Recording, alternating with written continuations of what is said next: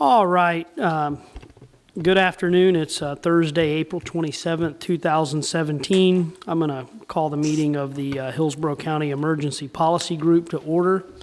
One brief housekeeping item. The clerk's office just informed me that they're in the adjacent room recording this session since it's a public meeting. So they've asked to just be sure that if you speak during the meeting, to be sure to hit your button so that your mic is live and to speak directly into the microphone. With that being said, I will hand it over to our County Administrator, Mike Merrill. Thank you, Commissioner White. Thank you all for coming here on short notice. There's really two things that I'd like to recommend to you today. One is to consider adopting the executive order, which would ban certain types of burning in light of the drought we're having. We're actually a high-risk county, and we're one of the few counties who have not taken the step of issuing an executive order that does a lot of things, including positions us for federal funds if there should be damage. I gave you a copy of a letter that was sent by Commissioner Adam Putnam to all county leaders, encouraging those counties that had not yet adopted a local state of emergency and a ban on burning to do so because of the nature of what we're facing. So that would be the first recommendation I would have for you, is to consider adopting this executive order. Now, as Paul will tell you, the executive order is only good for 7 days.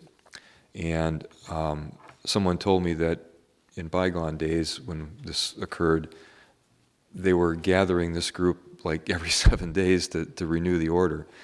One alternative I'd like to put on the table for you to consider is that we adopt this, it's good for 7 days, and then at every Board of County Commissioners meeting, there be an opportunity for the board then to just refresh that 7 days. So we'd be at risk for a 7-day gap because the board meetings are only, twice a month. But in that case, if there was a true emergency, we could gather the group together. But it would avoid having to get you here every 7 days, and I think that would be a kind of overkill. But so that would be a separate consideration from the executive order. So with that, I guess I'll have Paul. Do you want to, or Preston, either one, just kind of give a brief overview? Thanks, Mike. I'm Preston Cook, and just wanted to give you a brief of the current situation that we're facing right now. Today, we're really here, as Mike said, to ask for a burn ban in light of the statewide drought conditions that we're experiencing. Governor Scott issued an executive order for this very issue earlier here in April, and today we're watching the fires on a regular basis, and today there's approximately 89 fires burning throughout the state, with really over about 140,000 acres that have been burned to date. There are large numbers burning right here in Central Florida. As many of you probably have seen, we're really dry here. And when you think about this, the Florida Forest Service, they really indicate that we're at a high threat level for the fires that are currently burning, and with the indices of 600 to 649, really in terms of drought conditions, which means we're very, very dry. Really, this leads us to believe that we need to take a proactive stance, and that's what we're doing and asking for, to mitigate and prevent these unpredictable spread of wildfires. And that's really what we're trying to accomplish.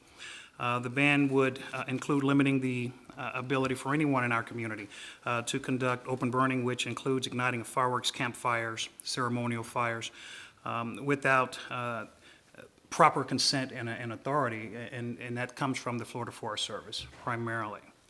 We've been communicating with the Florida Forest Service, Environmental Protection Commission, as well as Fire Rescue, of course, and even the Florida Division of Emergency Management, just to make sure that we understand clearly what the implications are for our community and trying to take those protective measures. As Mike mentioned, this would be in effect for 7 days, and it could be extended continuously in 7-day increments as you see fit. Of course, this process has been utilized here in the past. I think as late as 2000, where we had a lot of fires here taking place in our community, and it was effective. We had some minimal impacts, but going forward, this is, we think, the most prudent option for us here. Briefly, just want to share a few slides with you. As I mentioned before, as you look at the map here of the state of Florida, many counties have had and are experiencing fires currently. If you look across the Central Florida area, you see that is really where we're experiencing the majority of these fires. Some of them are very large in nature. If you look at the numbers, it's continuously increasing, not just the local fires that are over 100 acres, but the total fires here, right now in the state of Florida, 28,000 acres that's showing on the map today, with over 100,000, including the wildfires in the federal jurisdictions. So it's dry, and it's a dangerous situation. The reason for this, of course, is we haven't gotten any rain, and if you look at the numbers, well, we've seen 6.5 inches when we should be a little over 16 inches today, and that's 40% of where we should be. So we're not getting a lot of rain, and it's not projected that we will start to see much rain probably before June, as April and May are really our driest months.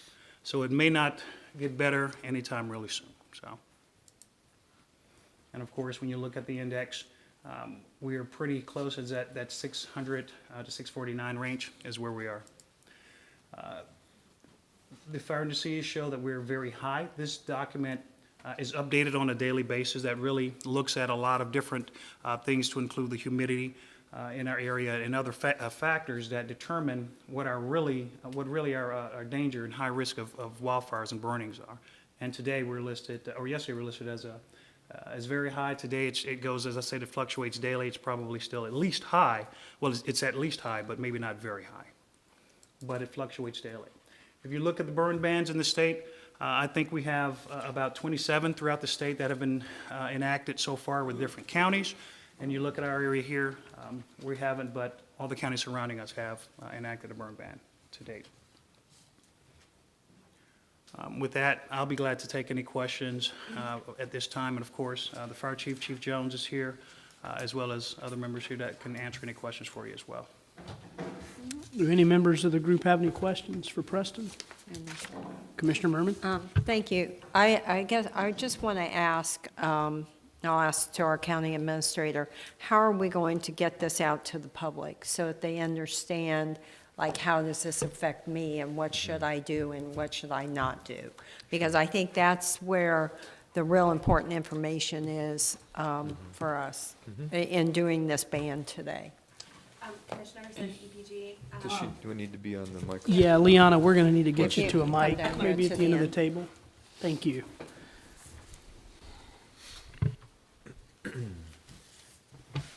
Good afternoon, Liana Lopez, Chief Communications Administrator for Hillsborough County.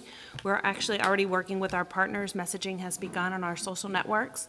We are using hcflgov.net to stay safe, and there's all type of messaging, including any watering restrictions that are going on. So all of the messaging has been packaged, and we're promoting it on social channels, news releases, neighborhood groups. We're using grassroots and digital efforts. Okay, so people like their backyards and just their normal things they do in their life, just so they know how it impacts them. Yes, public I think it service would be announcements, we're important. using all channels. A lot of graduations coming up and different things, and I think that's important. So I'll move approval of this to go forward. Okay, we have a motion to approve the resolution that's in front of us by Commissioner Merman, seconded by Mayor Buckhorn. Any discussion on that? Okay, all in favor, say aye. Aye. Any opposed? Okay, show the resolution adopted. Mr. Merrill? Paul, anything else? I think we need to, I think we So- need to address the BOCC. Yeah, I guess then the second issue, would this group be comfortable with the other approach? So again, what that would involve is, it would be probably at the end of every board meeting until further notice, the board would adjourn, and then the representatives, the rules of this group require only 2 members be present to take a vote.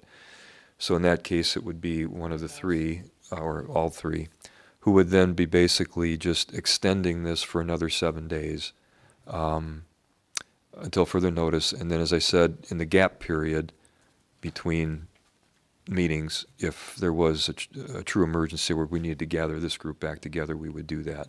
But hopefully it would avoid, trying to get everybody scheduled it's a little bit, it's different than a hurricane, so I think in this case, I thought it warranted maybe this intermediate step, so. I have complete confidence in my comrades.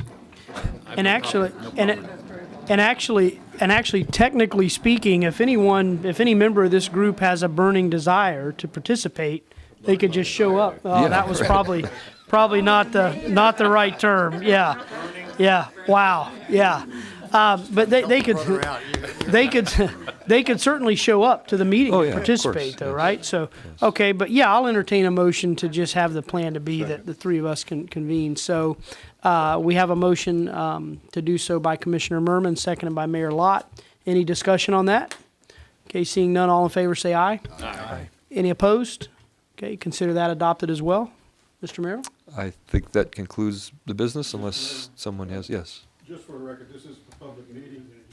Oh, Paul Johnson, County Attorney's Office. Just for the record, this is a public meeting, so if you would just offer a public comment, Sure. nobody's here, but just for the record. oh, all right. Okay. If there are any members of the public who would like to speak, please come forward at this time. You're sure there's no one around? No? Okay, all right. They're not like massing outside the building and, all right, then I think we're done, right? So. Okay, this meeting's adjourned.